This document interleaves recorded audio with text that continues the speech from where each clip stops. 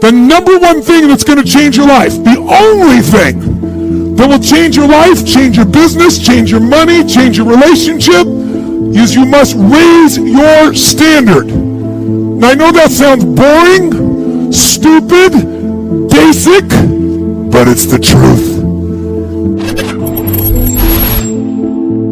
One of the first ways to come to know yourself is to understand that you don't. You know, you can learn to kind of watch yourself like you're watching a stranger, but you have to adopt a position. It's a position of radical humility, I would say.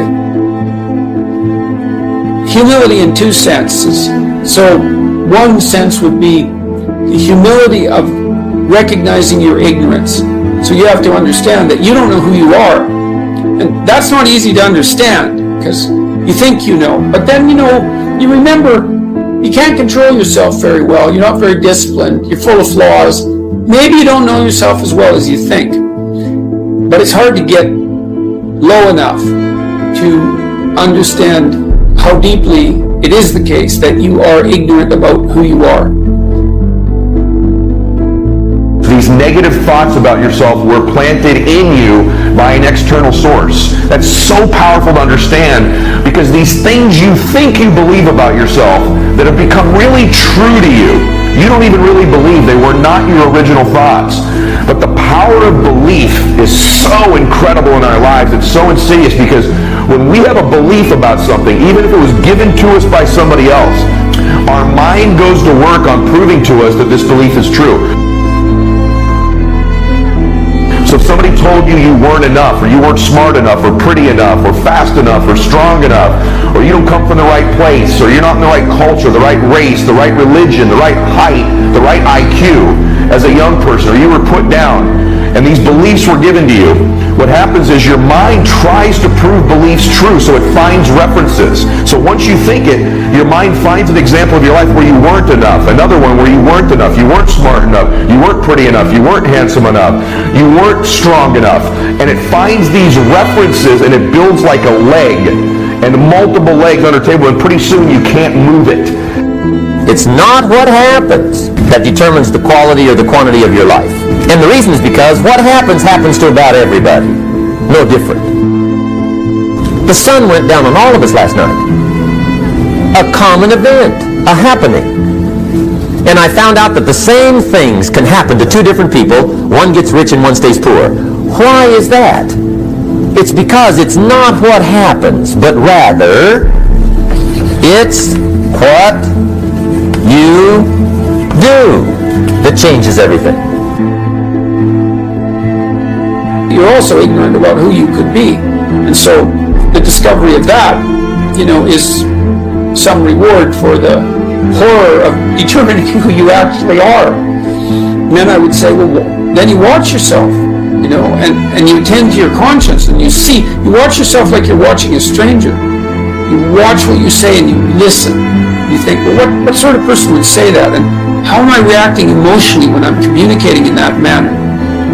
Is that making me feel stronger or weaker? Is it filling me with shame? Is it helping my confidence? Am I laying out a lie? Am I deceiving myself and other people? Am I adopting this personality at parties that is designed to impress and to amuse, and it comes across as nothing but like self-centered narcissism? What are my dark fantasies? What are my aggressive fantasies? Many of you are living a script around your life that involves having an enterprise when really that may not be your true nature. That's not to say you can't do it. It just means you can do it and you'll be stressed out of your life, stressed out of your mind.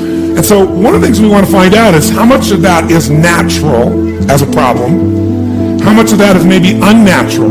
Unnatural meaning you're having problems right now that you shouldn't be having at this stage of development. The most important element is for you to be able to do this, to be able to establish, most importantly, where you really are in your life today. Where are you? And where do you really want to go? What's going to create this extraordinary life? Because some of you right now, if you continue the direction you're going, are going to be successful and unfulfilled, unhappy, and stressed. Because once we get, into a dream, then that dream starts to take on a life of its own. It gives us juice, it gives us energy. But how many of you got the dream, achieved your goal, and then thought, is this all there is? A lot of us are going through a hard time in life. Some people have been bullied. Some people are just stressed out. Some people are insecure. Some people are fat and overweight. And the world puts a lot of this in your mind. It's not just you. Yeah, you help it. And my whole thing is about, I had to develop a mindset that was indestructible. I had to armor plate my mind. And it's about what you're saying to yourself, but it also comes with work. So whenever I was getting beat down, physically, mentally, spiritually, whatever I was going through, just saying, I would put, you can't hurt me. Can't hurt me just became a message, I would say to myself. And that's just kind of where it comes from. Take full responsibility for what happens to you.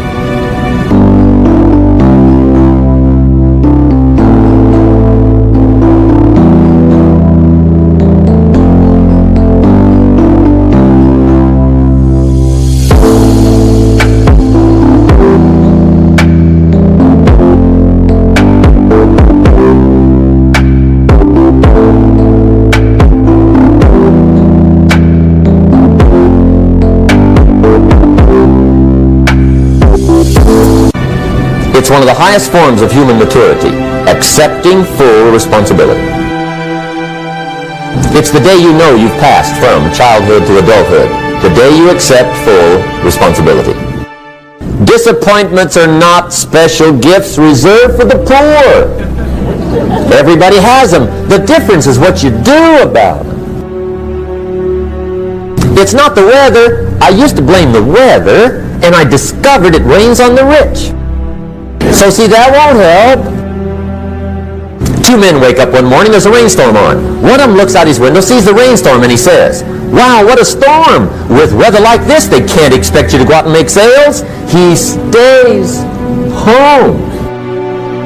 Same morning, the other guy looks out his window, sees the same storm, says, "Wow, what a storm!" But he says, "You know what, with weather like this, what a great day to go out and make sales."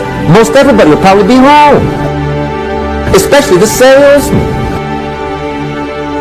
See, that's the difference in how your life works out. It's not what happens, it's what you do. Starting tomorrow, what are you going to do that'll make a change in your life's direction?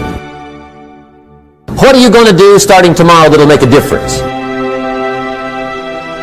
Now see, if you don't do something starting tomorrow that'll make a difference, guess what? It's gonna be the same. And see, that way you can guess what the next 5 years are going to be like. Look at the last 5. Because the next 5 are going to be like the last 5 unless you...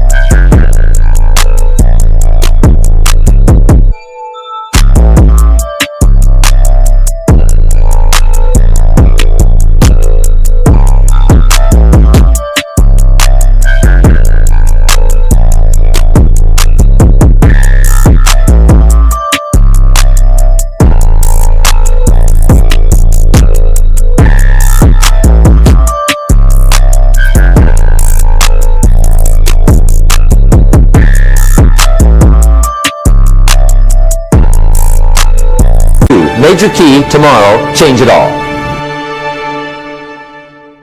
You challenge yourself continually to see how far past yesterday you can push today and tomorrow.